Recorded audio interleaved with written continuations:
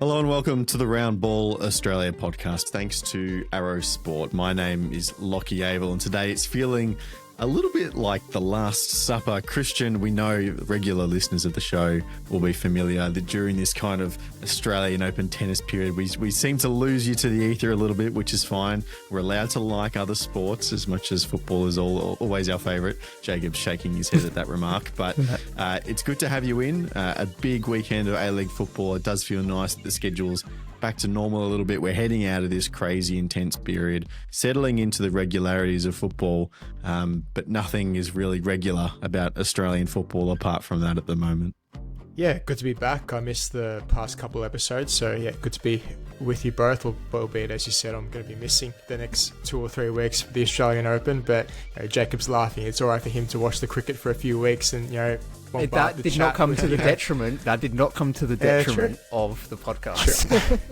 Yeah, that's true. That's true. But all in all, in all seriousness, it's actually good to get some normality back into the league with set fixtures. You don't have to think, oh, is this round 11, round 12 getting mixed into round 13, this and that. It's actually gone back to normal, which is good. So there's actually heaps to dive into. A lot of topics, both A-League and non-A-League. It should be fun.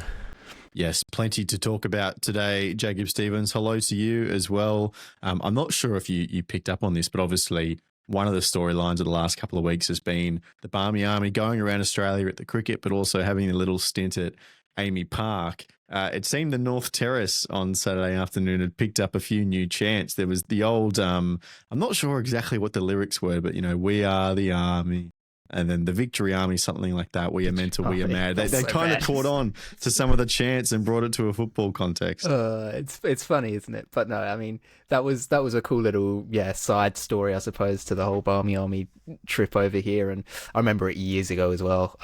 It coincided with the Adelaide Test match, and a bunch of them turned up to an Adelaide home game. And it's just, those are the kind of cool things. And it feels like, I don't know, maybe in a few years' time when it's back here, the Ashes series, maybe the A-League looks at, some scheduling around having games, on nights that kind of align with the test match a little bit, so that those people, you've got a football-loving audience right there available for you, and you saw in those games at Amy Park, kind of the atmosphere that it brought. Okay, yes, it's maybe a little bit, self-aggrandizing in terms of they're chanting about the Barmy Army, but it was good fun, and it seemed like everyone had a good time with it as well. So no, I don't know, maybe there's scope for that moving forwards, to try and kind of align things a little bit and just maybe some package deals or something. I don't know.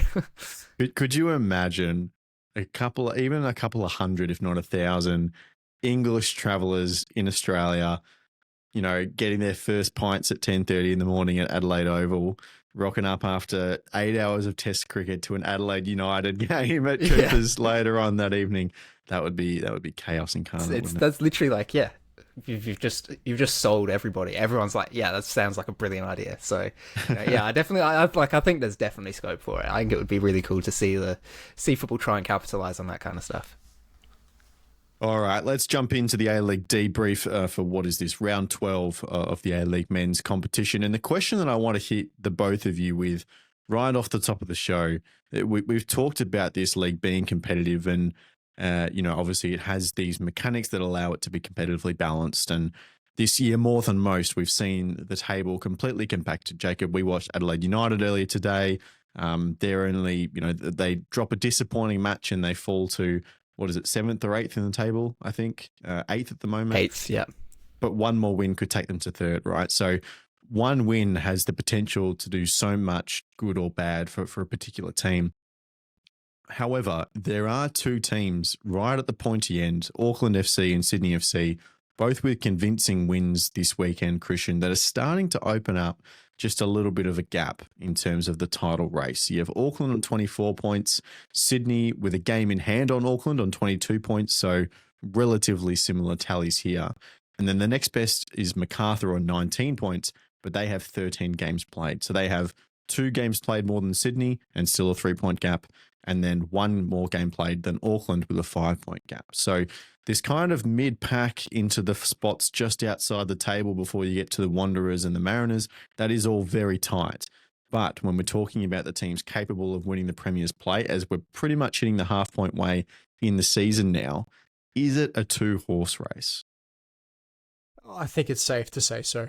I think you look at Sydney have a game in hand, just say hypothetically, if they win that game, 25 points, Auckland 24, and then the next best in third is Macarthur 19, below them the Jets with a game in hand on 18. And from there, from that third position to about, maybe 7th to 8th, you can say that all those teams in and around between can all drop points so easily. Whereas you look at Sydney and Auckland, you just don't see them dropping too many points, especially to the smaller sides. They're just so efficient and so consistent.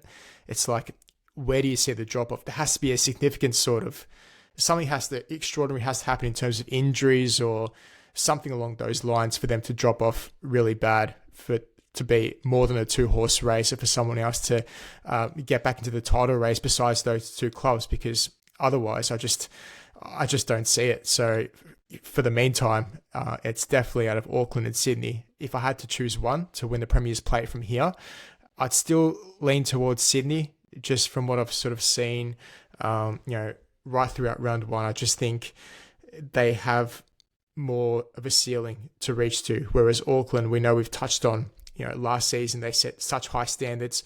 Perhaps they haven't really reached those high standards as of yet, although they have been still winning games, albeit some of them haven't been as convincing as they were last season. But I just think Sydney have an extra gear to them that they can still go to. And again, with that game in hand, they've still got that bit of a buffer if they do win that. But yeah, it's super close. It's definitely out of Auckland and Sydney at this stage. And look, Jacob, obviously it's 5 points, 6 points, whatever. This is tight. There's still 13, 14 games to go. If you lose, 6 or 7 games in a row, teams are going to catch you. But when we're looking at the different options of teams that could come up and supplant these two in these top spots, you're looking at Macarthur, Newcastle, Brisbane, and City. That's the rest of the top 4 at the moment, which, if you weren't paying too much close attention to the results, I think would surprise a lot of people, because these teams, like every other team pretty much, apart from maybe Auckland, I think Sydney have experienced this as well, have had big moments of inconsistency coming up and down. And obviously the Jets are on a good run. The Raw are going the other way. Maybe they can stabilise and come together. Bulls have Asia to deal with a little bit later on when we get back into February as well. So there's so many variables there. And then you just look at Auckland and Sydney and you see how settled they are and the quality of their wins on the weekend. Auckland, 2-0 for them, and then Sydney got a 3-0 win over Macarthur. It's just comprehensive. Yeah, and it kind of feels like it's really going to be a battle between those two this season, whereas last season we did see a couple of different teams try and challenge Auckland unsuccessfully, albeit, but, Adelaide, Western United at one point, Melbourne City, I think we're up there too at a different point in the season, trying to challenge them for first place. It just feels like they are starting to build that gap towards the teams below them. But when you watch them play, both Sydney and Auckland, that's not massively surprising. They do look the two best teams in the competition by far. And I do agree with the sentiment that Sydney perhaps have the higher ceiling, but I will say I do like kind of the evolution that we've seen a little bit of Auckland in the last couple of games. It's been a little bit more fluid. Their attacks have just felt better. Like the vibes of them have been better. I don't know, that's the best way to describe it, but it just feels like they're starting to really click now and go through the gears a lot easier in games. And okay, there's still moments of scrappiness. I mean, the Sam Cosgrove goal, I think he claimed it. I don't know if it's gone down officially as his or if it was an own goal or what. But that was a little bit scrappy, and that's kind of your classic Auckland. But then you get Lachie Brook up the other end, who's able to just work his magic, cut it back on his left. A fantastic hit, and he's coming really good this season as well. I mean, he showed the goods at the Wanderers, and I think has just taken it up a notch here with Auckland, which is huge for them. And kind of him finding his groove has helped them in attack as well, and find that fluidity and find that confidence going forward. So don't write Auckland off. They are, I think, the most clinical team in the league. I mean, statistically, the Mariners technically are the most clinical. They have, like the lowest, number of shots and, things like that, but the highest goal conversion rate in the league, which is a mind-boggling stat. But I mean, in terms of, overall efficiency on the pitch, Auckland are definitely the top team in the league this season. So look, it's going to be an all-out brawl, I think, between these two teams moving forwards. And I don't know, maybe the points gap as it is already is, going to be, just enough to keep it that way, right? 2 points is that means that Auckland have to drop, Sydney have to win the game, and if it's only a draw, then Auckland can potentially stay ahead of them, and it's all these different things. So I don't know, maybe Auckland have already done enough to kind of keep Sydney at bay, but I guess we're just going to see as the league unfolds, and like you said, Lachie, we're kind of only just about halfway through the season now, so there's still plenty of football to be played and plenty of mistakes to be made as well by both of these teams. So it's going to be interesting to see how it pans out. But yeah, it kind of feels a little bit different to last season, where we did have a few different title challenges. It feels like this year it is going to come down between one of these two teams, between Auckland and Sydney FC, and at this stage it's really difficult to pin them. I guess it just kind of comes down to who you think is better at this point in time. And for me, I'm still going to say Auckland, just because they have been clinical, but I can understand why people are saying Sydney, because when they are on, they are absolutely electric. Yeah, so let me split the difference there. I'm going to lean Sydney, and I did this at the start of the year as well, but I think when I look at these two games in particular, Auckland, I completely agree with you, Jacob. They look fluid. Like, Cosgrove's goal is a bit scrappy, obviously, and I did just check. At least Flash Score has it as his goal. So well done, Sam. Lachie Brooks is obviously just a piece of individual brilliance, but they had 3 or 4 passing moves in that second half that weren't rewarded with goals, that were just so silky. They were just cutting Brisbane apart at moments. And when I look at Sydney FC and their win, for the Kispe goal, you have Patrick Wood, who had one of his best ever games in Sky Blue. Yeah, he drops deep. He finds a really perfect ball out to Ryan Grant, who individually just, looks up, gets his head up, picks the right moment, plays a really straight and flat ball into Piero Kispe, who's able to trap it and then shoot. And then, Ben Garuccio on the free kick on a dime for Campazano with the brilliant flick header. Like, they are moments of really individual brilliance. And if Ufuk Talay, maybe when he gets his suit back on when it's not 40 degrees, which I thought was another funny moment of this round, if he can get them just looking a bit better as a team, and obviously, having those individual players, having that depth of quality, Christian, is going to allow you to just win games like this sometimes. But we saw against Melbourne City what happens when that doesn't happen. And so if they can get the team working, I completely agree with you that Sydney FC have the highest ceiling compared to Auckland, but it's just a matter of, does that happen before the season's up? I'll play devil's advocate as to why Sydney can't win the Premier's Plate. Can they win scrappy like Auckland can, like they've shown this season? I think that's probably my one doubt with this Sydney team. Like, when it's all going perfect against MacArthur, for instance, this weekend, it's like, when it's clicking, they're basically unstoppable, or almost thereabouts. But when things aren't sort of going their way, you look back to that result when they lost against Newcastle, I think it was 2-0 the scoreline. It's like, when things don't go their way in that match, it's sort of like the heads drop a bit. It's like sort of pointing fingers a bit. It's a bit all over the shop. And that's sort of where I worry with this Sydney side. Do they have the leadership in that group to be able to combat that and, be able to overcome that adversity? Whereas Auckland, the answer is yes. I mean, we've seen it already over a large sample size this season, where we've said time and time again, although they're not playing the best football at times, they're still getting results. And at the end of the day, that's what counts, right? If you want to win championships, it doesn't matter about how well you play. It's about how many 3 points you can pick up, and that all adds up, right? And then, again, in terms of ceiling, what I mentioned for Sydney, Auckland still have quite a high ceiling themselves to reach, right? So who knows if they start getting their act together a bit in terms of, the free-flowing football, on the counter-attack, that they can be just as dangerous and just as a threat as Sydney are to winning the Premier's Plate. So I think that's the one question I'd pose to Sydney. If they can answer that, then I think the title is theirs to lose. I think it's a very good point. The other factor in Sydney's season that we're going to come into play as quick as next weekend is that they've now finished all their games at Leichhardt Oval. Sydney Football Stadium, at least to my understanding, is finally ready for use again. At least that was the plan, to definitely play next week game against Wellington at Sydney Football Stadium. Hopefully that does happen. We know these things, the timetables can change quite rapidly, but hopefully that is the case. They get back in home. We'll have a derby. Not a big blue, right? Because we've already had... Oh, we get 3 big blues this year, don't we? Because Correct. of Western United dropping out. The next one's in Melbourne, I think. Yeah. But on Australia Day.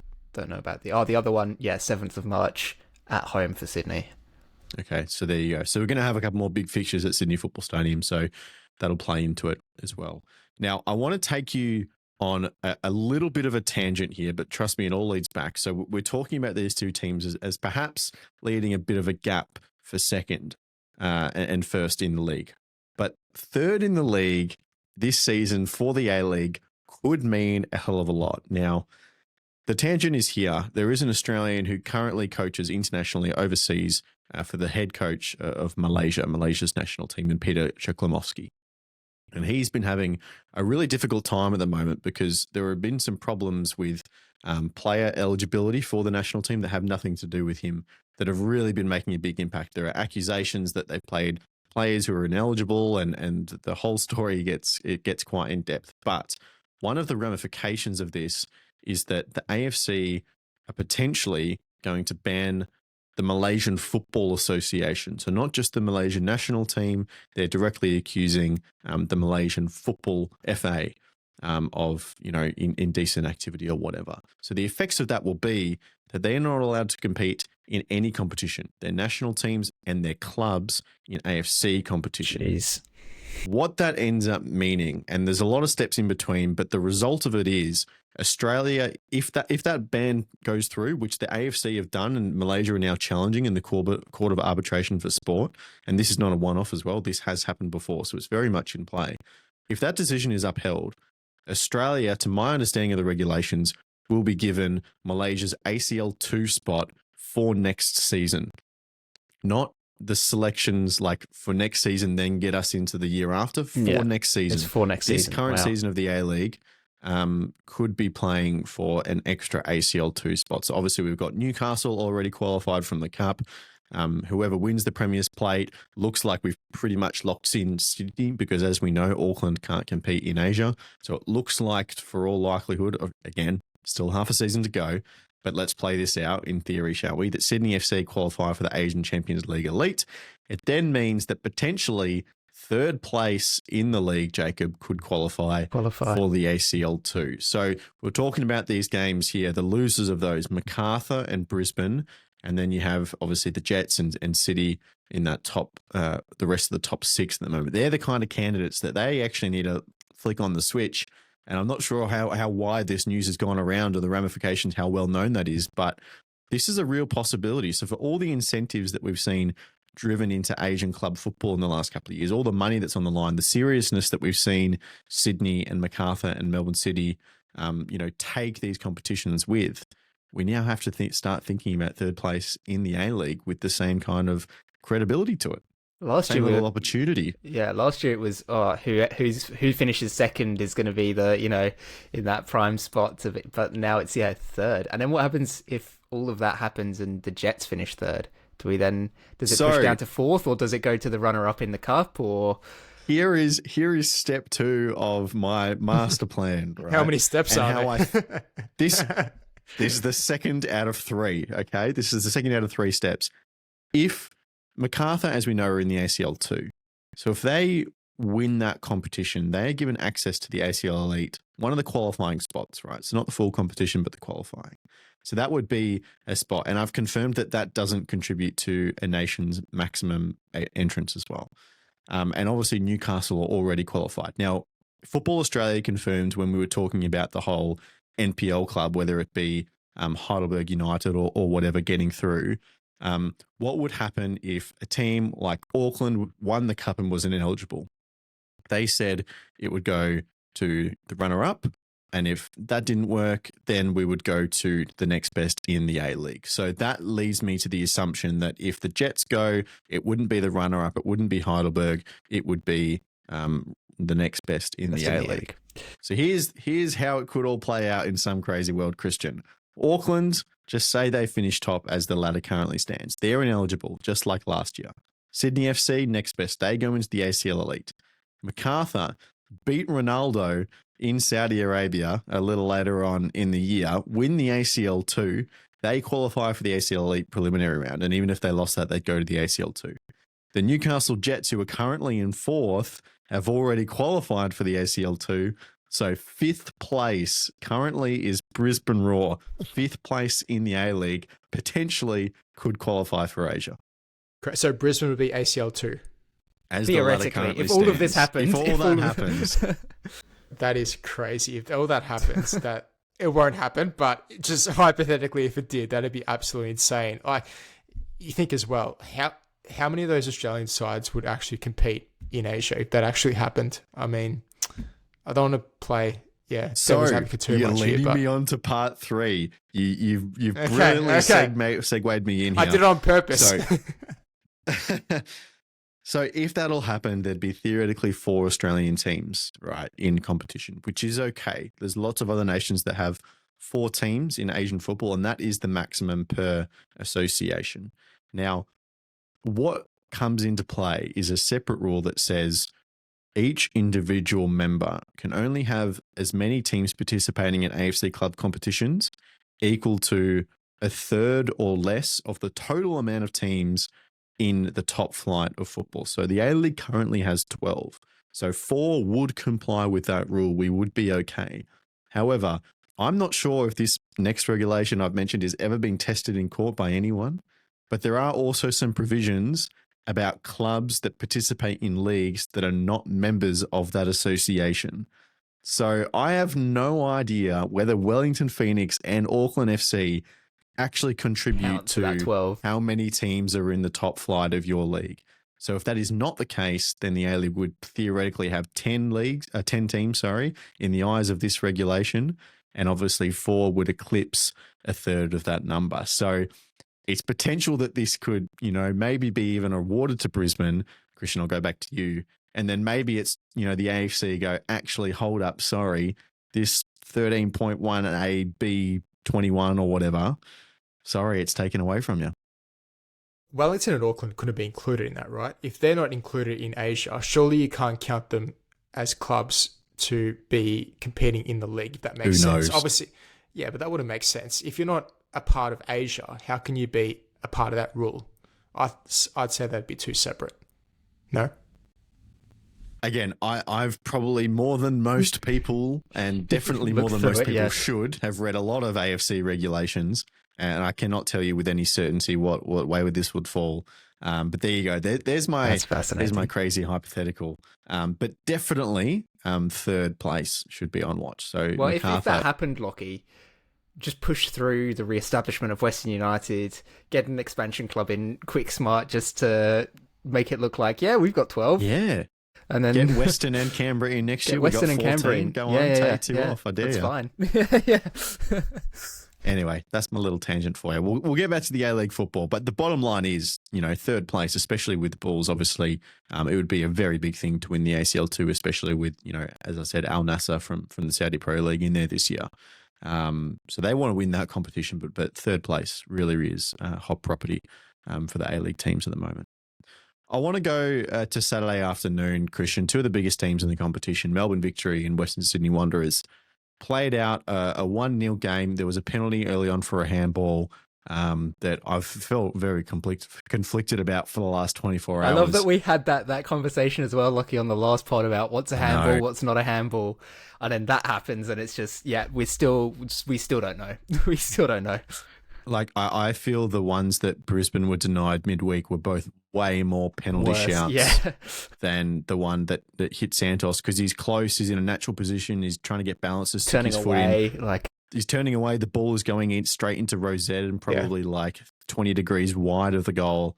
Look, to be honest, I don't think it's a penalty. I would have given 2, as I said, midweek before I'd given that one. But that's what decided it, Christian, and it set a pattern of play for the remainder of the game where the Wanderers just dug in, played the ball long, often not to a target of their own, and Staj even described it as, I think, their worst performance of the season post-match. And, we've had questions about both of these clubs for long spells this year, and I feel like this game exposed both of them really badly. I'm not sure who comes off better or worse, to be honest. The Wanderers really didn't create much going forward.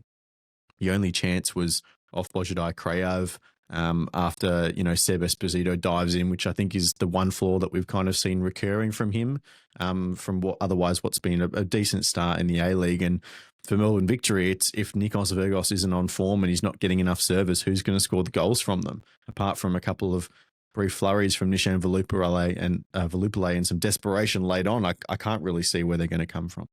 I'll touch on the penalty first. For me, it's not a penalty. to be that close proximity between, the shot and when the ball hits the hand, Santos is turning his body, around to try and block the ball. He can't see it. He's put his arms behind his back. For me, it's not intentional. So again, it's such a grey area within the handball rules where you've got to make it as, if it hits the hand, it's a straight penalty. No ifs or buts. But we've got this grey area where, is it in a natural position? Well, I think it was in a natural position, his hand. So, and it was very close proximity, like I said before. So I just don't understand how you can possibly give that as a penalty. I thought Wanderers were very fortunate to be given the decision. And obviously Barbarouses tucks it away, former Victory player. And then from there, you knew what the Wanderers were going to do, right? You saw so many white shirts sit behind the ball, defend, especially in that second half. You said it, Lachie. They created barely anything at all, just that one chance to Crieff, which he really should have put away to really seal it. But I thought Victory were toothless, I guess. And Mata, I wouldn't say he was poor, but it wasn't one of his best performances in terms of, being able to create the play. There were a lot of long balls from him, which missed the target. A lot of looping through balls, which, Vergos just couldn't get onto the end of. So I think for Victory, when that isn't clicking in the final third, it's like, where do the goals come from, right? And it's not just Vergos, it's Mata, it's Santos, it's all these players in and around Valupale. If they're all not contributing, if they're all having an off day, it's very difficult for Victory because they don't have that one player who can just take the game from the scruff of the neck. Like Vergos, for instance, he needs service. If he's not getting service, then he's not going to be able to do stuff on his own, right? So I think it's the whole collective. If that's not working and clicking together, then I think Victory are in a bit of trouble. So, you saw a lot of backwards passes from midfield to defence, in that second half, trying to break open the Wanderers' defence, but that low block was really, really solid, and Stajic knew that the halftime team talk would have been just that. Keep it tight, back four, back five, just really be solidified, and they should come away with a clean sheet, and that's exactly what they did. You had that one chance on Mata from a corner, I think 55th minute, 60th minute, where probably very fortunate to not go in, a goal line clearance. Then other than that, a few chances here and there maybe, but I thought it was pretty comfortable, to be quite honest, for the Wanderers' point of view. It just so happened to be that they didn't want to attack as much, right? They didn't want to expose themselves. Yes, that sort of ran the risk for them to be exposed to the back because they were sitting way deep. 10, 15 minutes to go, even 5 minutes to go, there was a chance that Victory, if they had that better service, then the equaliser was bound to happen, but that just didn't eventuate. So I think you have to give Wanderers plaudits, and they'll be very happy away from home to take the 3 points, considering the season they've had, right? Being bottom of the table for most of the season, they just need some confidence. They need some momentum one way or another, and Stajic doesn't care how that comes about. He just wants the 3 points and to walk away from Melbourne with that. So nothing really happened in this game, let's be honest. Very, I guess, boring, which you don't want to say, but you've got to state reality, and that's exactly what this game was. And I think, Jacob, it wasn't much gained for either of these teams, apart from 3 points for the Wanderers. But to their credit, and the asterisk on this is, as much as you want to criticise how defensive they were, and Staj made a bunch of defensive substitutions, like bringing midfielders on for defenders as well. For attackers. The fact is, they got an early penalty and they had a 1-0 lead, so they didn't have to go and score another goal. So to Christian's point, to just get 3 points, get a little bit of momentum, that was the job that they needed to do. Yeah. And look, okay, it was boring, but the Wanderers will take a boring 3 points right now. They'll be very happy with that. And just, didn't really put too much of a foot wrong, which for the season they've had is a very good sign. I know that, like you said, Lachie Stadge said that he thought it was perhaps one of their worst performances of the season. I think that might be a little bit harsh. Okay, they weren't perhaps as successful going forwards, but they didn't really give themselves the opportunity to do that, number one. And number two, I don't think that the game state as it was necessarily called for it. I thought that the way that they defended just completely killed anything that the Victory were trying to create. And I've seen a lot of criticism of Nikos Vergos and his inability to put the ball in the back of the net in this game, but it felt like he really didn't have any clear-cut chances. I think he had maybe one that was like a ball back across the box that he hit and just kind of mishit slightly, and it rolled towards Lawrence Thomas. But then there were two more chances that game that he really had, and they were more him actually creating that opportunity for himself than anything else. Was one ball comes into the box a bit congested, he takes a touch and on the swivel tries to hit the volley and it hits the side netting, and then there was a header later on in the game as well where he comes flying from about 15 yards away to get to the ball and even get the header off in the first place. So yeah, it just felt like they couldn't do anything against the Wanderers, and okay, yes, that came at the sacrifice for the Wanderers of the kind of attacking football that they've tried to play this season. But if that's going to get them results, maybe they need to reevaluate that perspective that they've had on the game so far and go, maybe we do just need to be a little bit more pragmatic defensively and kind of just hold out for these kind of results. We were talking earlier, or Christian was talking earlier about, those scrappy wins. This is a perfect example of that, right? And how it can, perhaps change the season. I'd be surprised. I think that there's still some problems with the Wanderers. I think that, they're still just... It just feels like they're missing links across the park, right? Between defence and midfield, between midfield and attack. It just feels like it's a little bit disjointed still, but a win's a win. It's a scrappy, boring win from a neutral perspective, but, that's 3 valuable points for the Wanderers. So, they can complain about perhaps the way that they played and the way that it looked, but on paper the result was there. So they'll be pretty pleased with that, I'm sure. Absolutely. Christian, 2 teams that have been storming through in their start to 2026, and I'm sure really will be wanting to make a decent impression in the final series as well, the Newcastle Jets and Perth Glory. Perth is starting, it feels like, to really, really click. You got Adam Taggart back fit, starting alongside Tom Lawrence. They appear to just be a proper nuisance duo, which I think is really exciting. They have had to deal with a lot of injuries, Perth, but they had a comprehensive win against the Central Coast Mariners. And then Newcastle look like a really evolved team.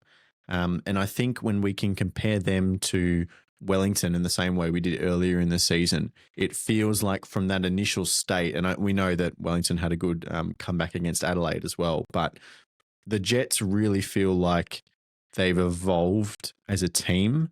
That it's not just recapturing the form that they had at the Australia Cup, but they didn't look like coughing the ball up in dangerous areas. They still had that flow of attack. Eli Adams, that little outside of the boot pass to send through. I forget who was the striker that ended up not scoring, but they had those flashy moments going forward, but they looked solid defensively. And then, Lachie Rose capitalizes on an error from Germain Ferreira, tucks it away, becomes a leader in the Golden Boot, and off the Jets go. 4 wins away from home for the first time in franchise history in the A-League. That's, literally unheard of for the Newcastle Jets. And it's built off, I think, a new defensive stability that we haven't seen. And for Perth, the Adam Griffiths train just keeps rolling on. They keep just gaining momentum, gaining form, and this was a really strong win for them as well. For sure. And usually when a new manager comes in, Griffiths, especially because he came in mid-season, right, when Perth Glory, there was a bit of uncertainty around it.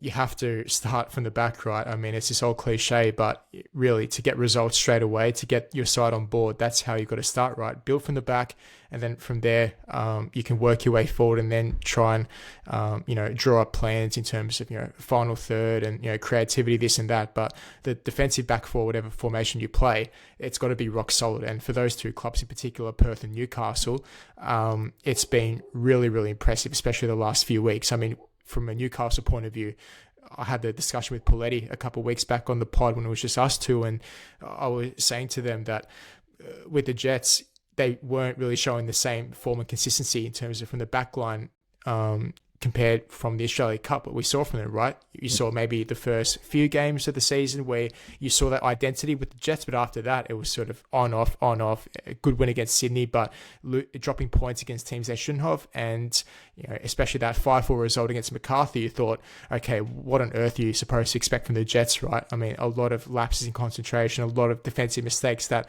should not be happening under a Mark Milligan side. But it seems now, I don't want to get too ahead of myself because who knows, in the next couple of weeks, we could see Jets conceding 5 goals again to, I don't know, the Mariners. It's like, it's back to square one. But I think the Jets at their best can definitely compete for a top 6 berth. I think this squad's well equipped. It's good enough.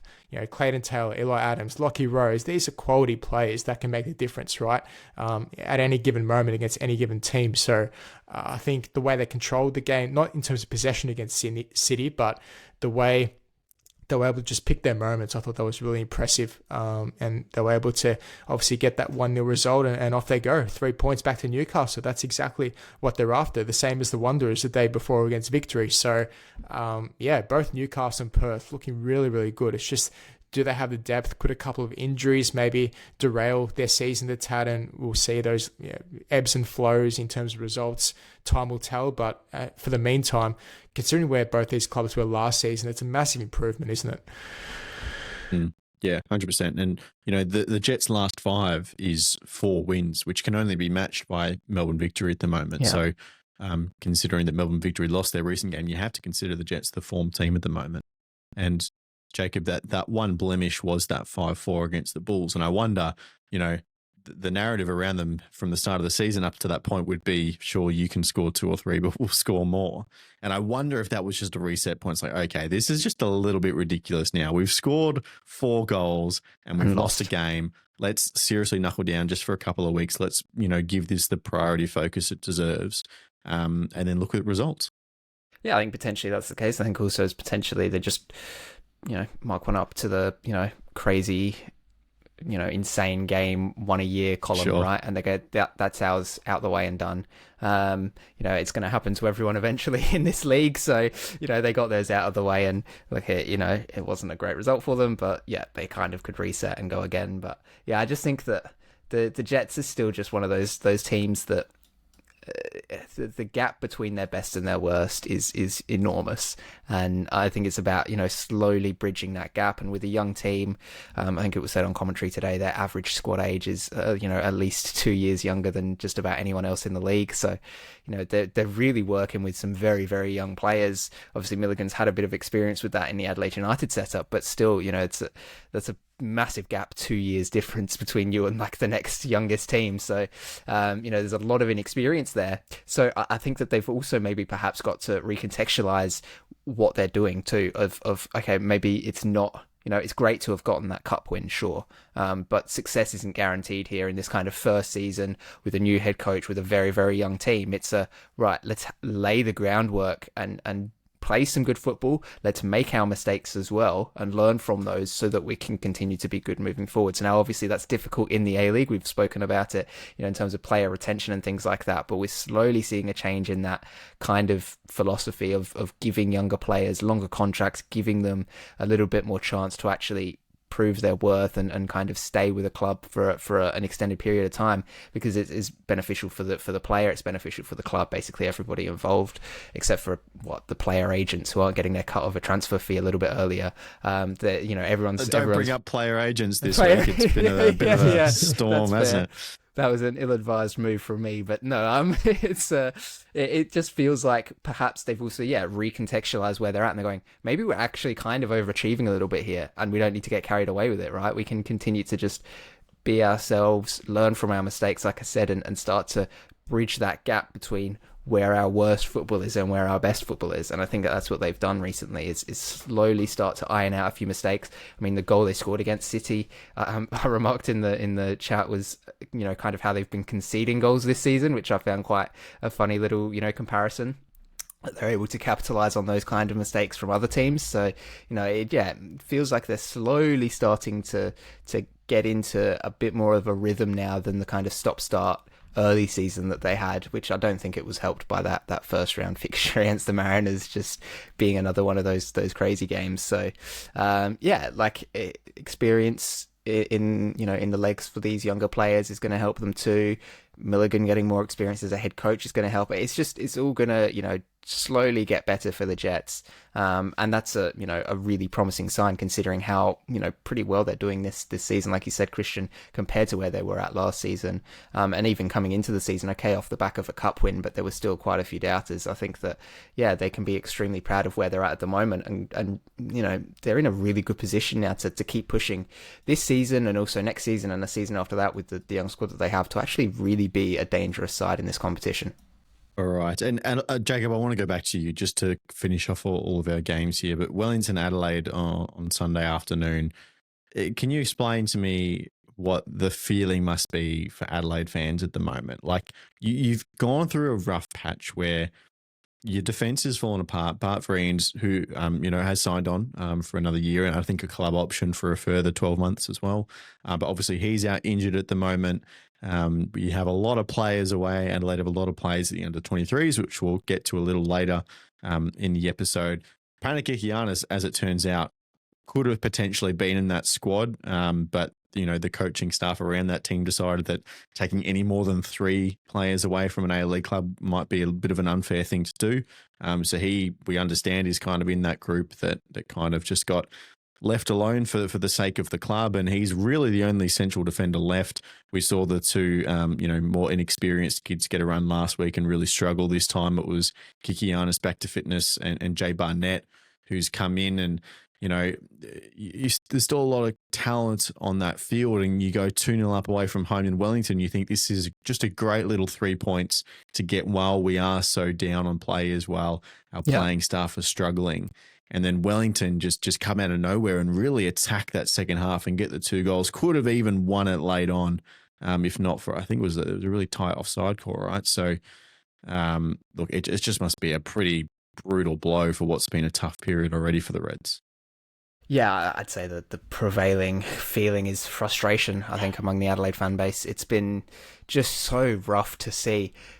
It feels like a lot again of the same issues that have been the case for the last 5, 6, 7, 8, 9, 10 almost years for Adelaide now, of just, where the weak areas on the pitch are, and it's just persistently unaddressed. And okay, yes, Bart Vriens signs on, and I think he's been a lot better this season than he was last season. He's kind of taken a step up, made fewer mistakes, looked a bit more of a leader at the back.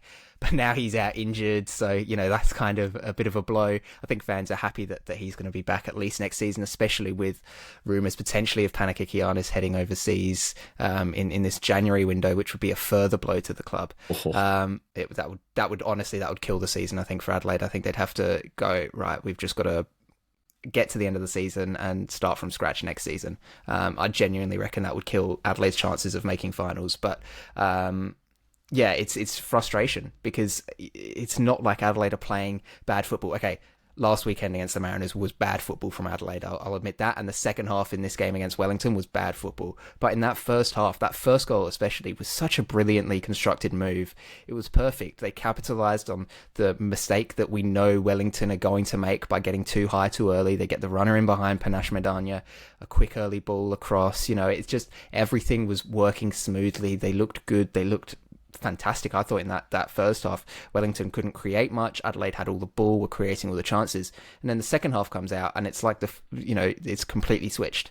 And perhaps the wind played a little bit into that. It was quite blowy there in Wellington today, so that could have played into it a bit. But it just looked like Adelaide came out in the second half completely disinterested in holding on to that win, and were happy to take a draw. And I think it's that kind of attitude which has seeped in over the last few weeks that has fans really frustrated. Craig Goodwin hasn't been himself this season. For whatever reason, he just has not been able to have that impact. Yes, okay, he's been playing out of position, but he's also just not been putting in the same, at least visible amount of effort on the pitch. It feels like sometimes he gets a little bit lazy.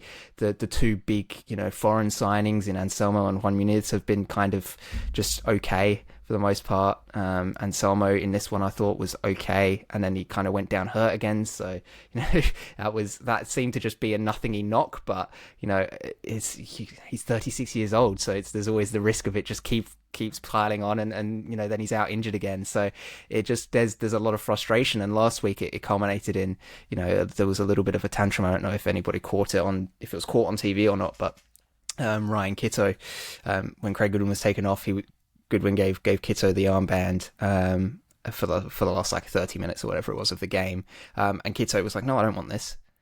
And then went and gave it to Jay Barnett or someone. And so it just feels like the attitude at the moment of the club stinks, and I think that really hurts the fans, because for all the the bad performances in the past, at least the playing group has kind of been united. And we saw that at the end of last season with everything that was going on in the media about the players actually came together and was strong and united behind Cole Viet for the games that he had left at the club. And there was at least a what seemed like a team atmosphere. Seems completely disjointed this season, and that's a shame because there are some great players coming through. Ryan White got on the score sheet again. He's been tremendous. Johnny Yoles had a very, very good season, and obviously the three boys that have gone over with the Ollie Roos have had tremendous seasons as well. So there is a lot of reason to be positive, but the performances just aren't there. And it's things like poor substitutions, poor game planning, poor second halves, and it kind of felt like the writing on the wall. Writing was on the wall for this one as well when the broadcast put up a stat that Adelaide have yet to lose a game this season where they've scored first, and I think everyone went, oh well, okay, this is going to be the one that bucks that trend, and it happened to be the case. But yeah, I think it's going to be this next game now, a home game against Melbourne Victory. That is very much a make or break for how fans are going to feel about this season. Already lost one original rivalry game this season. You can't afford to lose the one that you get at home, and especially with the run of form that they've been on recently, it just feels like this could be the last big opportunity for Adelaide to actually stamp down and prove their credentials this season. Otherwise it might fall apart. So yeah, there's definitely frustration, I think, around the fan base at the moment.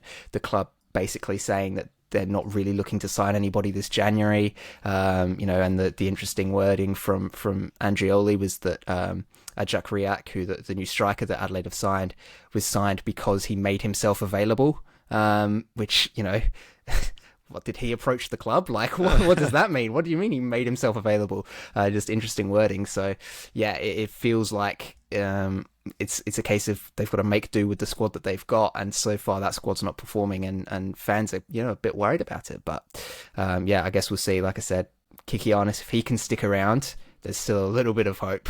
There's still a glimmer there. But yeah, it's definitely on tenterhooks, I think, in the City of Churches at the moment. Do you reckon he just DM'd the official Adelaide United Instagram account with a YouTube link of highlights, skills and tricks, and check me out? Yeah, you see them all the time, right? You see people being like, I want to play for your club. Here's my highlights. So maybe that's how it worked. But no, I mean, he's been known for a little while in the NPL Victoria competition. But no, it just feels like that was a circumstance where he happened to be there and probably didn't cost a huge amount of money. Need a striker, just kind of works, but it doesn't feel like the club are going to be out there actively pursuing anybody in this window, which fans are a little bit annoyed about. Yeah, interesting. Well, speaking of the window, what's going to happen is this Wednesday is the official opening of the Australian transfer window. So a lot of these signings that we have known of for a little while now will be available for the next week of the A-League. Mitch Duke is obviously the biggest one that we've heard so far. He will be available for selection for the Macarthur Bulls. He's also been on the sideline for the last couple of games, which has been, it's always fun when, Harry Sawyer misses a header and the director pans to Mitch Duke sitting in the crowd, getting his reaction. He'll be on there soon. But a couple other names that we know, Ali Orkla, who we've been talking about for weeks now, there's been rumours galore. He's confirmed to be on his way to the Central Coast Mariners. And also, Christian, we spoke about, Victory's problems on the score sheet a little bit earlier in the episode, but bringing in Charles Induka, which is a fascinating signing. He was presented to fans before the game on Saturday afternoon. Played his last couple of years in J3 as a Japanese attacking player. Scored some goals, not a whole bunch, but some. But there was a big deal made by the club about this being the first kind of analytical Tony Bloom Brighton connection kind of signing, right? So Dillis's quotes were about bringing a new kind of profile, a new dimension to the attack as well. As much as data and analytics, and Griffiths, I hope you're not listening to this particular episode, attempts to make things, more well-known and simpler for us, it feels like having that expectation of him coming in, I almost know less what to expect about his inclusion in this Melbourne Victory team. All this data talk is so BS, honestly. I just can't wrap my head around it. Honestly, if I hope they had scouts over there. I hope they didn't just solely rely on the stats and the data, because if so, then honestly, they're absolutely brain dead. I'm sorry to say, because to get a player from the third division... I think it's extremely unlikely they would have seen him play live. Because that's what some of these clubs do. They just go out and get the data. They don't get people to fly over to Japan. Sometimes it's just agents. Agents will just say, "Hey, I've got X, Y, Z player interested in playing for you." It's And that's what I worry. If Dillis has got this player in and he hasn't really had a good look at him for himself, and then all of a sudden he can't really fit him into the system, then it's like it's just sort of a waste of a signing, isn't it? So I don't know. I guess it's a bit of a gamble if you're going to go down that path of, relying on statistics and how many goals has he scored and percentages, this and that. But I mean, look, he might be wrong. He might, set the league alight. Who knows? But he has to compete with Virgos as well in that striker position, who Virgos has picked up form over the past few weeks. So I think he's going to have to earn his way into the side. There's no question about that. And it's about whether he impresses Dillis or not. Or maybe the board put a bit of pressure on Dillis and say, look, we've signed this player. You might have to, give him a few more minutes than perhaps you might have wanted to in the first place. So there's all that to consider as well. But I mean, would you rather sign a player from the third division, or would you rather bring up a youth player, an Aussie youth player, maybe from the youth sector? I guess this debate is going to pop up again because of this signing. Yeah. Like who benefits really from this situation? He has to play really well. Otherwise, that question will arise. There's no doubt about it. And I think it's a healthy discussion to have because, for the most part over the past few years, we have developed good players, right? We have made them play first team football. Some had to do with COVID and the restrictions around transfers, this and that. But, for the most part, we have taken advantage of that. We have been able to sell these young players overseas and cash in with a bit of a profit. So if we're going to go down this path of signing players with not much pedigree just because of the stats, maybe it's a bit cheaper, maybe you're asking for trouble. Yeah, look, potentially. And I think he does plug a hole in Victory's squad. And the hole that I'm looking at particularly is depth in striker for competition for Virgos. Like, he's a J3 striker. He's coming in just to the end of the season. That's all they've committed to. I think Jing Reese, when he's had his opportunities as a striker, is not impressed. And so if you bring Nduka in, at least he's hopefully, Victory have a visa spot free. He's not going to be costing lots of money, as you say. I think it's an opportunity to just increase that depth to provide some strength to that position. So, I think we saw the best out of Virgos and Fornaroli last year when they were aware that the competition was there and that they were fighting for a place. So hopefully, if nothing more than that, it provides a little bit of competition for Virgos at Victory. I'm sure there's going to be lots of other rumours and deals that come through, Jacob. Another one that the Wellington Phoenix have announced, Bill Tuiloma, defender, Kiwi defender.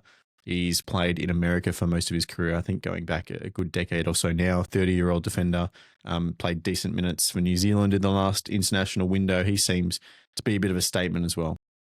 Yeah, and huge for Wellington as well. Their fans already... going, why isn't he playing? Why isn't he playing? I don't think they realise that window isn't quite open yet. So, he'll have his opportunity, presumably in their next fixture, hopefully, all things going to plan for them. But yeah, that's big for them. Just feels like it's been a bit just disjointed at the back for Wellington this season. So, bringing somebody like him in with that experience, with that kind of knowledge and, hopefully his technical ability as well, his ability to actually, defend well and, be able to track runners and things like that, which have been problems for the Phoenix this season. They are able to shine through and he could be like you said, a really big statement signing for the Phoenix, who are one of those clubs, who are in that kind of big pack of teams that just one result either way can completely change the outlook of your season. So yeah, look, it's I'm excited to see what more signings we come across. It feels like it's been a little bit quiet in the build up, which is kind of strange for a transfer window. But I'm expecting to see quite a few clubs dipping their toes in the market and seeing what they can get. I know the Mariners are committed to bringing more players in, so keep an eye out for them. The Raw as well, I've heard, are going to be potentially spending a bit of money, so that could be huge. And you can't really blame them, right? With the season that they've been having, the chance to further bolster their squad would be huge. So yeah, there's definitely going to be more signings to come. It'd be interesting to see what they are. And I just wanted to touch on Charles and Duca as well, because I'm kind of torn on it, because I agree with you, Lachie, there, where it's kind of a low risk signing. It's for half a season. You're not wasting a visa spot if you don't think you were going to be able to use that effectively anywhere else anyway. The thing is that idea of, do you just instead try and develop a younger player? If there's none of those available at the squad at the club, then you've kind of got to go elsewhere. But I did see a comparison, because his stats are very similar to a former A-League striker of a similar age who's not a foreign international. That player being George Blackwood. So they have very similar like goals per minute and goals per game stats. Blackwood's being in the A-League and Duca's being in the J3 league. And so I've seen some people say, well, George Blackwood would have been a better signing because he's already proven to be that level at the A-League, whereas Duca's that level at J3, so is it a downgrade? But I found that quite funny. I just wanted to put that in there as well. Interesting. I like it. All right. I'm sure the rumors will keep coming through, but that'll be our A-League debrief for this week. Don't go anywhere. We still got plenty lots to talk about. But this round certainly did deliver for us. And you know who else delivers? Arrow Sport. And they will do for free as well if you use code ROUNDBALL at checkout. Arrow Sport, Adrian, who runs the company over in Sydney, they were our partner. They helped us design and manufacture and then deliver our RBA jerseys as well. He does the same for sporting clubs and football clubs, of course, all over the country. So look, the process that we went through was great. Adrian was there every step of the way, helped us through designing the shirts, making sure all the sizes and the badges and the colors were right and everything. And he was very nice to deal with. And the whole process was pretty smooth, really. So we can speak firsthand to the quality of customer service that he provides. So if you are at a club looking for a new kit provider for the new season, go to arrowsport.com.au and customize your custom jerseys today. But we've got a few other odds and ends to tie up at the end of this episode. One more just kind of big picture on the A-League, Christian. We saw Miles Stajovski come out at the end of his game on the weekend talking about how hot it was. And, we've already joked about Ufuk Talay not wanting to wear his suit and going in the all black because, he didn't want to get stains under his white shirt, was his quote in the presser, which I thought was quite funny. But the fact that afternoon game between Sydney, it wasn't even afternoon, was it? It was the late game. It was the terrific heat waves, that we've seen come through Victoria and then Sydney at 7:30 on Saturday. It's just so hot. It does affect the quality of the product. It's a fine line to balance because there are TV commitments as well, and if the broadcasters move the game back, then you're not getting as many people watching the A-League, but also the product is then going to suffer for playing in such substantial heat. Simple question. What do you prioritize more, player welfare or TV broadcasting rights? Good question. I don't know. In an ideal world, it would be player welfare, but yeah, this is as far from an ideal world, I think, as you can get at this point. So I think if it's really ridiculous conditions, then you have to really reconsider. We've seen games in the past be postponed because of flooding, whether it be in Gosford or, there's been plenty of times where they've had to reschedule games. If it gets to the point where the heat is that much to bear, if the coaches are coming out and complaining about it, I know Tele hopefully didn't try and use it as an excuse, but it's, I don't know. I've got no words, honestly. Yeah, it's I tricky think it's in just the it's summer. one of those things, right? Yeah, it's a summer sport here, the professional league. Yeah, so you can't change it. It's always going to be a difficulty that we bump into without having silly midnight kickoffs and things, which at that point, who's actually turning up for those games? So it's, who's watching the games on TV? Who's, The other option that we have seen in world football, and I never actually thought about this before, but I saw someone bring it up on one of our videos a couple of weeks ago.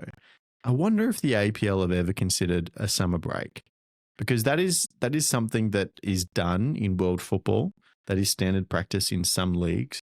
It would mean that you probably time it, around the Boxing Day, the New Year's test, the Big Bash, to have a little bit of a break. when you are competing more for those eyeballs, you do allow your league to start earlier in a regular kind of football window. So A-League players are then playing so they can be selected for the Socceroos and national teams. And then you get to maybe a mid-December point and you have your break for a month or a month and a half. And then you come back as well after the temperatures have dropped down a little bit. I don't know. It seems to make a lot of sense. Potentially.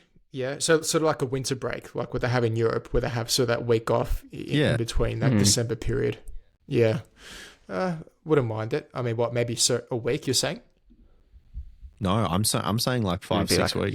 Yeah, like a month and a half. Yeah, I think Belgium do something similar. I think where they have like a month off, maybe. Yeah, got it. Well, at the same time, would that hinder potentially Asian competition commitments if you're not playing for that long and you have to play those competitions if you're not playing regular football in your domestic league?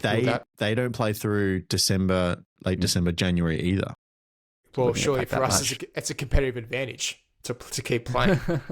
No? I don't know. There's the pros and cons to all of it. I want to throw that out. What into about ether. the idea of like Qatar, you've got to have massive air conditioning in all the stadiums to keep the temperatures down, or you've got to play indoors and we move all games for like a month to Dunedin where they can play in that big domed stadium they've got there. I don't know. Like it just, Play in Tasmania for a month. Yeah, we can't even get rotating football stadiums, let alone air conditioning at all stadiums. Come on, Jacob, you're ahead of yourself. Maybe once we eventually own the stadiums. Anyway, it's always tough this time of year, and the welfare of the players does definitely have to be considered.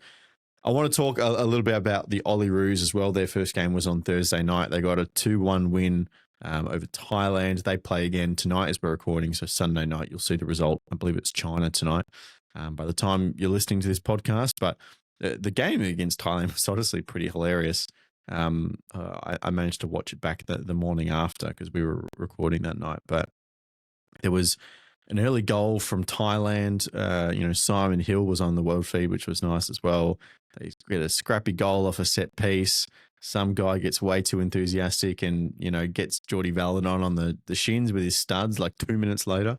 And we're not even 15 minutes into the game and Thailand are down to 10 men, and Australia get a penalty that almost just appeared out of thin air we're just setting up for a free kick, and all of a sudden the referee's been told in her ear that the foul was inside of the box, which none of the players complained about in real time, but just kind of popped up with a penalty signal, and Ethan Alagich tucked it away, and then they get the winner a little while on. And they could have scored more goals as well, but this is a group that hasn't played a lot of football together, Jacob. I think it's important to note.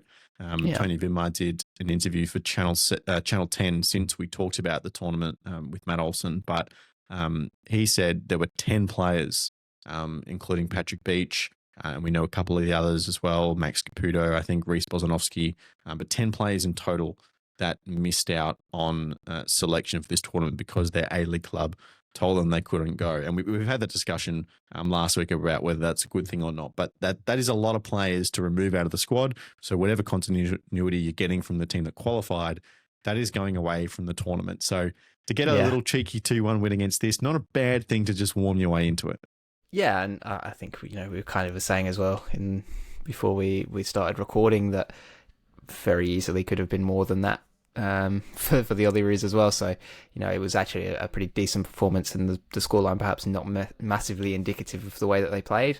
It's just good to see them getting these wins, and I think that there's kind of an expectation that they will do well in this tournament. They should definitely be making it out of the group stages, especially now with a win in the books too.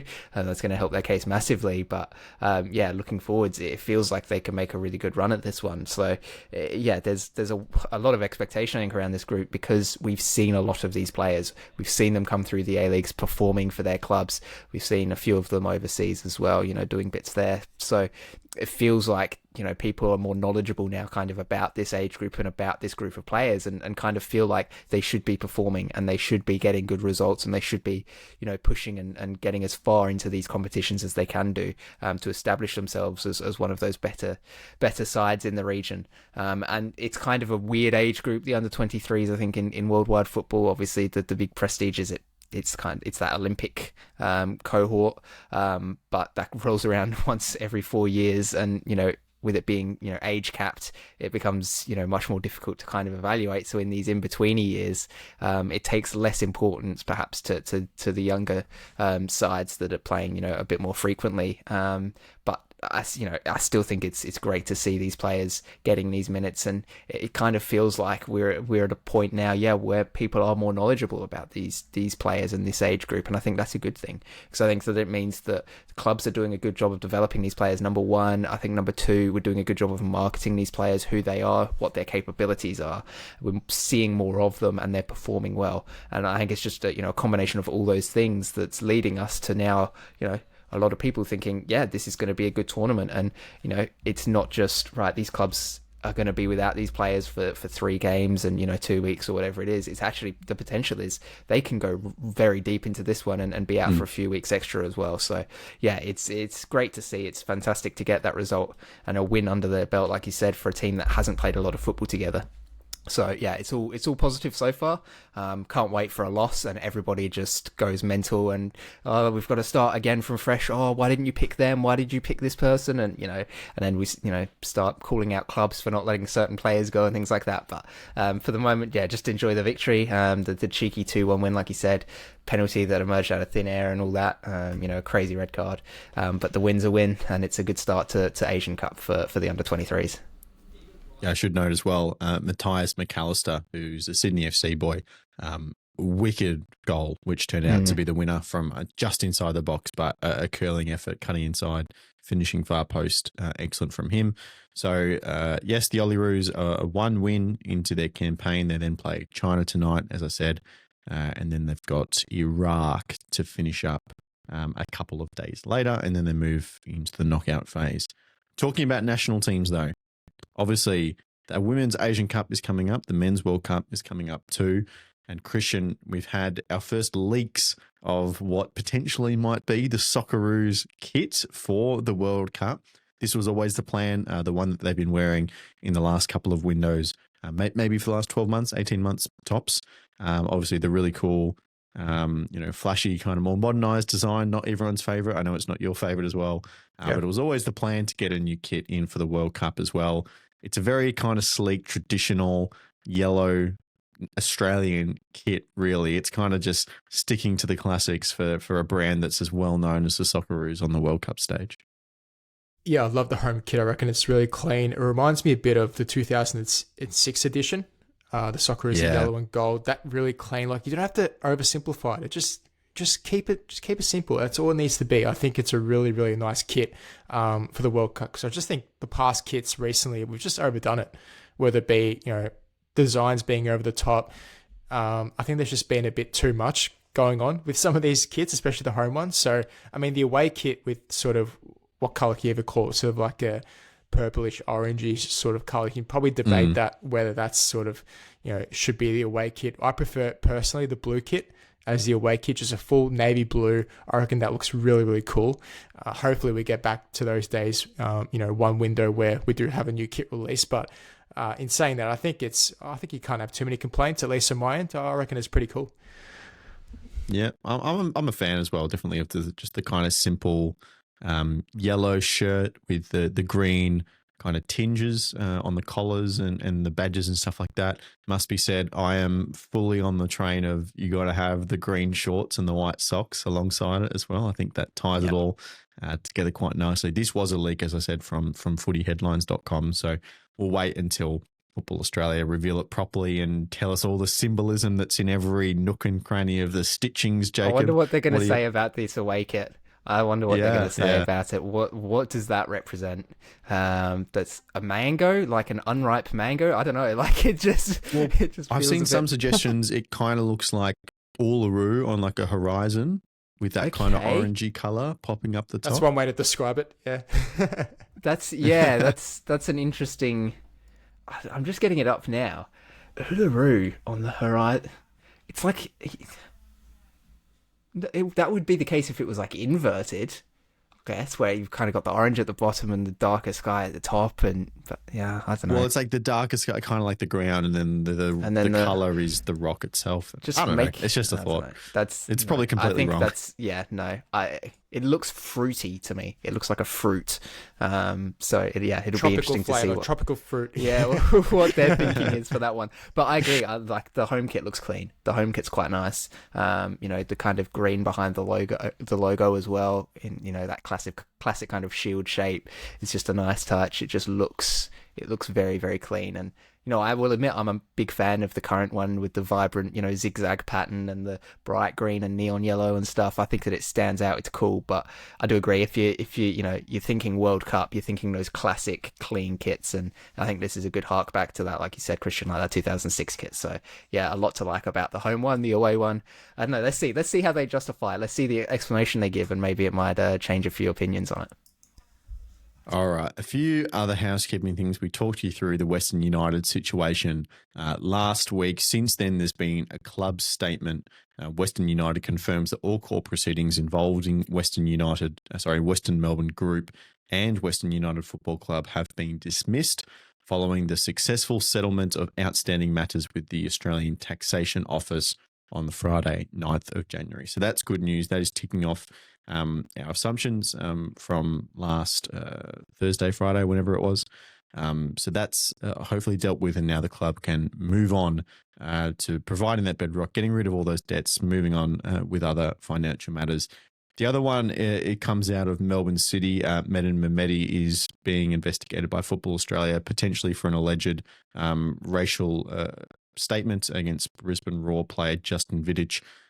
We don't have any other information on that at the moment, other than the fact that he is being investigated and that Medin will continue to be available for Melbourne City during the duration of that investigation.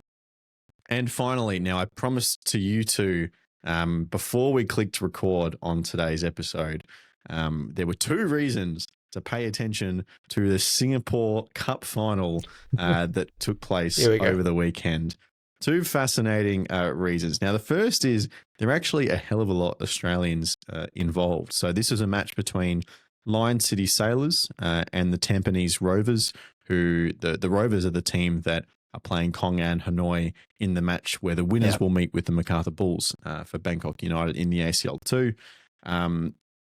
Lots of Australians. So Bailey Wright plays for the Lion City Sailors, and Trent Bahaja and Dylan Fox play for the Tampines Rovers. And also, there was a full suite of Australian officials as well taking charge of this game. So Adam Kersey went over to referee the match, and there were a pair of Australian assistants as well.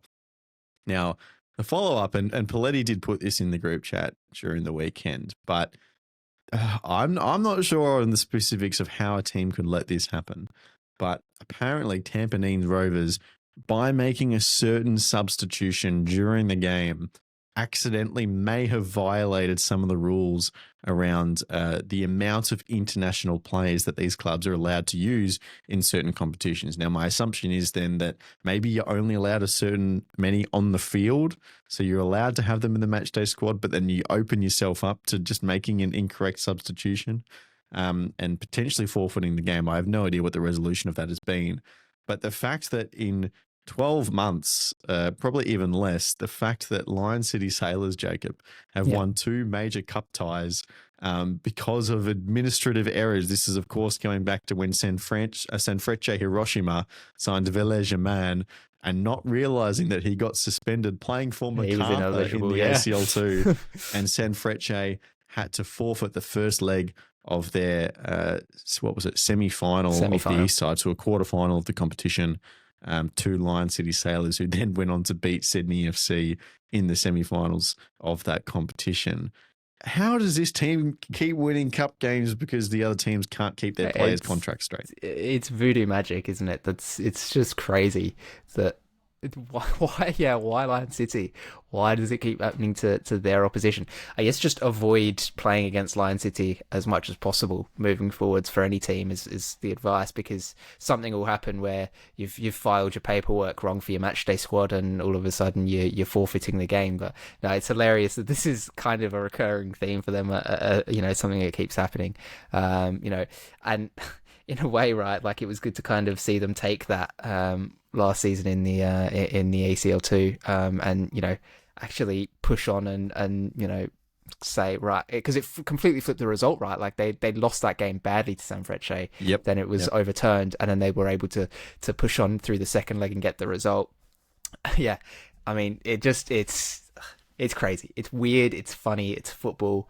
It feels, maybe they've got somebody just, I don't know, crazy conspiracy. They got somebody in, like a double agent somewhere that's, changing things on in the paperwork and stuff like that to make it work. But no, it's funny that it does keep happening to their opposition, and I'm sure their fans will be loving life that it does keep happening and hoping that it continues.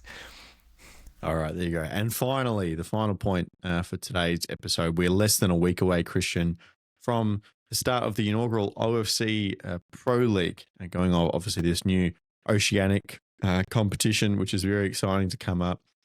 Matt and I are going to do a special on this competition. Everything you need to know about it, releasing on Wednesday this week, and then you have a normal pod on Friday as well. So 3 podcasts this week. Tune in for those. But Christian, this feels like, again, we've been through this a lot recently. It feels like with the Australian Championship towards the end of last season, and now this competition as well. There's a lot of new dawns in Australian/Pacific football at the moment. It's a very exciting time. It is obviously another new concept. We spoke about, the Australian Championship as being this stepping stone into something further. I think we shouldn't get too ahead of ourselves in terms of setting high expectations for some of these new competitions. Just let it, see out for a year or two, dip your toe into the water, see how it progresses. And then from there, you can start to develop it and really bring it to life a bit more. But if it becomes a bit underwhelming in the first season, that doesn't mean that there should be alarm bells ringing or you should give up on the competition. I think the OFC League is a really good initiative if it all goes well and everything's planned accordingly. So I think time will tell. Intrigued to hear your thoughts, Lachie, as well as Matt Olsen, who, OFC/world expert, has been bloody all over these tournaments. African Cup of Nations, messaging in the group chat, every hour. I love the updates. But yeah, keen to give it a listen. One of the fun things about the RBA WhatsApp is because Matt's the only person on the west seaboard of Australia. So we all go to sleep and Matt is watching some niche football match somewhere really random obscure, in the world. And is giving us a running commentary and no one's responding. We wake up to like 50 report. Messages. Yeah. It's very fun. We love you, Matt. So cool. I love you. It's very good. So tune in on Wednesday for that. And then again, normal pod on Friday. Shout out to Harry. You know who you are on Twitter, who gave me the stat about all the Aussies playing in Singapore. And shout out to the guy at Richmond train station who came and said hello as well. That was nice. It's nice to meet people who listen to the podcast. We appreciate you all very much. Making Lachie feel like a celebrity as well. So, it was, I was feeding his delusions of grandeur. So it's it was an awkward experience for me. It was good to meet him, but yeah. Look, it's great. It's good to meet people who listen to the show, and we appreciate that. It's making a difference in how people keep up with Australian football. So appreciate everyone's support, even if you see us and you go, "Oh, these idiots don't want to talk to them." But you tune into the podcast anyway. We appreciate you too, especially Jacob. Oh, geez, this is what happens when we. Yeah. Got to get the jabs in now. Yeah. 80 minutes into a podcast, Christian disappearing for 2 weeks, and that's the time to get the old hooks in, isn't it? Yeah. But Christian, enjoy the tennis. We know this is something that you love doing every year. So enjoy the 2 weeks or 3 weeks or however long it has to be, and we'll see you soon. Thanks, mate. Yeah, the predictions as well. Got to keep on top of that too. Otherwise, don't want to fall off like last year. So don't want to lose your lead. Yeah, don't want to lose your lead. Yeah, I know. Yeah, that'll be updated soon. Don't worry. You're in a leading position at this point last year, weren't you, as well, before you went away? Probably, yeah. First or second, and then, we know the story. I don't want to repeat it because it was embarrassing. But yeah, all went pear-shaped from there. Jacob, thank you for your time as well. You're going to hear a little more of him throughout next week's podcast. I'm taking a little break away as well, but in very capable hands. I look forward to being a listener again. Yeah, you get to disappear, and it's back in my hands again, which should be fun to see how that unfolds. And with everything that's going to be going on, lots of football transfers, all sorts, Western United news probably as well. Like, yeah, it's gonna be hectic. So definitely stay tuned in, even though Lachie is not going to be around.